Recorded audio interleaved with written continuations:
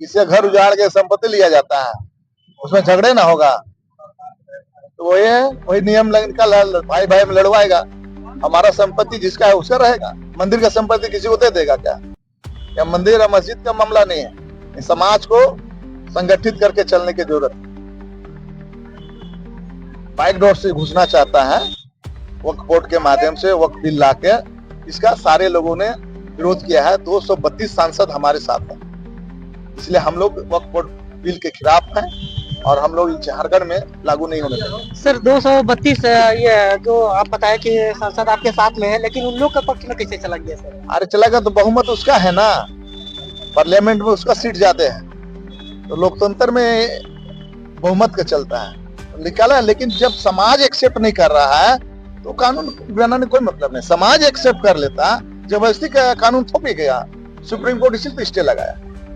Sir उन लोगों का ये मानना है कि मुसलमान का जो प्रॉपर्टी है इसको कहीं ना कहीं वो सुरक्षित रखने की ही बात हो रही है। नहीं फिर नहीं, भी आप हम लोग का वक्फ बोर्ड का जमीन पर उसको सुरक्षित रखने की जरूरत नहीं है। वो चिंता ना करे, ये लोग को अपना है कानून, ये लोग का वक्फ बोर्ड का अपना है रूल रेगुलेशन, जो भी है वो अपने माध्यम से जो वक्फ किया गया है, वक्फ बाय डीड के द्वारा या सादे कागज में या मौखिक रूप से, तो आने वाले समय में उसको नुकसान हो सकता है, क्योंकि आपने सारा अख्तियार कलेक्टर को दे दिया है। तो इसको लेकर कहीं ना कहीं लोगों को नाराजगी है। उसके अलावा वक्फ बोर्ड में जो है और वक्फ ट्रिब्यूनल में गैर मुस्लिम सदस्य होंगे, तो ये कहना है कि भाई जो संविधान में जो अनुच्छेद 14 और 15 है उसमें समानता का अधिकार की बात कही गई है। 26 में ये कहा गया है कि भाई कोई भी धर्म का व्यक्ति अपने धर्म का जो परंपरा है, जो मान्यता है, उसके अनुसार जो है प्रबंधन कमेटी बना सकता है, मैनेजिंग कमेटी का गठन कर सकता है। तो हमारे वक्फ बोर्ड में गैर मुसलमानों का क्या, तो उसको लेकर कहीं ना कहीं नाराजगी है। तो ये इसीलिए जो है ये आज विरोध है। जो मसला है तो वक्फ एक्ट 1995 में सेक्शन 81 पढ़िएगा तो उसमें लिखा हुआ है कि जो वक्फ जो संपत्ति है उससे आमदनी जो होगा उसका खर्च कहाँ पर किया जाना है। अब मसला ये है कि भाई कहीं पर अगर नहीं हुआ तो ये राज्यों की सरकारी की नाकामी है या खामियां है, तो उसको दूर किया जाना चाहिए था, ना कि बिल में संशोधन करना चाहिए था, एक्ट में संशोधन करना।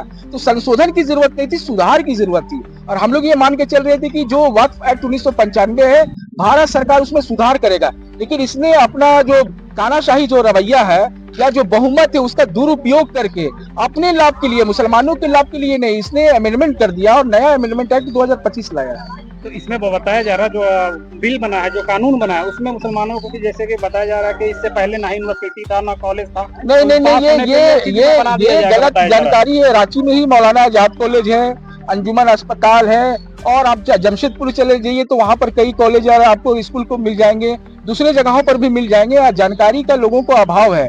पूरे भारत वर्ष में 6 लाख से ज्यादा वक्फ की प्रॉपर्टीज है, उसमें 80% जो वक्फ की प्रॉपर्टीज है वो कब्रिस्तान के रूप में है, ईदगाह के रूप में है, मजार के रूप में है, नमाजगाह के रूप में है, मस्जिद के रूप में है और ऐतिहासिक धरोहर के रूप में है। अब रांची में देख लीजिए, पिठोरिया में 1542 में शेर सासुरी का ईदगाह बनाया हुआ है, नमाजगाह बनाया हुआ है। अब साहेबगंज चले जाइए, वहाँ जामा मस्जिद 1590 में बना है। तो अब क्या उसको हम वहाँ कॉलेज बना दे क्या हटा के? क्या आप चाहते कि कब्रिस्तान में यूनिवर्सिटी बना दे? जो जितना वक्त जितना यहाँ पे हम लोग का प्रॉपर्टी, आप लोग का प्रॉपर्टी जो है उसमें तो लगभग 75% अभी खाली पड़ा हुआ है। नहीं, आपको जानकारी का अभाव है। रांची में 18 गो वक्फ की प्रॉपर्टीज है, जिसमें 22 एकड़ में रातू रोड कब्रिस्तान है। तो उस कब्रिस्तान में क्या चाहते हैं, मॉल बनवा दें?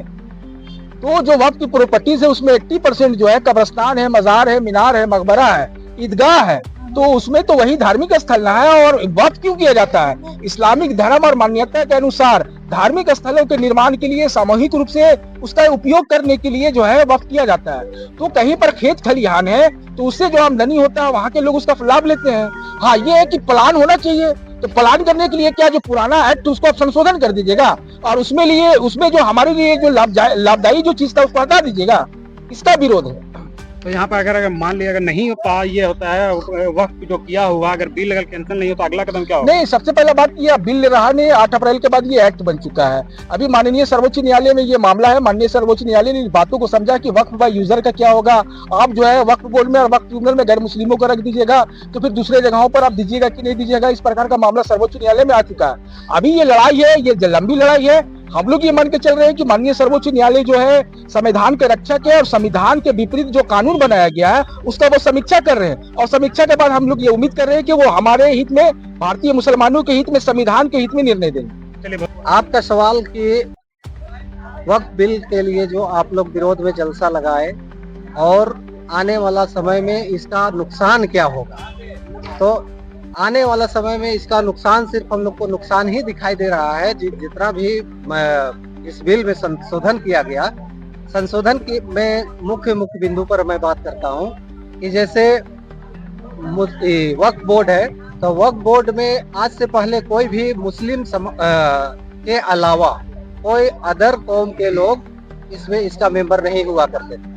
तो इसको जबरदस्ती थोपा जा रहा है, इस बात का हम लोग विरोध करते हैं। और रह गया बात कि जैसे पहले की संपत्ति है जो वक्फ बाय डीड है, जो रजिस्टर्ड है, वो तो डीड के द्वारा दिया गया है तो रजिस्टर्ड है, लेकिन जो वक्फ बाय यूजर है, जिसको लोग बरसों से सदियों से यूज करते आ रहे हैं, जिसका मान के चलिए मौखिक दान है, सादा पत्र के द्वारा दान है, तो उन सभी चीज पर दिक्कत होता, जिसको अभी माननीय सुप्रीम कोर्ट के द्वारा उसको डिनोटिफाई कर दिया गया है। तो कम से कम इस बात को यथा स्थिति रखा गया है। इस बात का हम लोग अभी तक के लिए तो ठीक ठाक है, अंतरिम राहत मिला हुआ है, लेकिन 5 तारीख को सुनवाई होती है तो फिर क्या होता है। और हम लोग का जो ये आंदोलन है, ये आंदोलन निरंतर चलता रहेगा। और इसी कड़ी में अभी 26 तारीख को ये सरासर गलत है, क्योंकि वक्फ बोर्ड बना के कहने का मतलब है आप उसमें किसी दूसरे को थोप दीजिएगा मेरे माथे और कहिएगा आपको फायदा होगा, तो हमको फायदा कहाँ से होगा।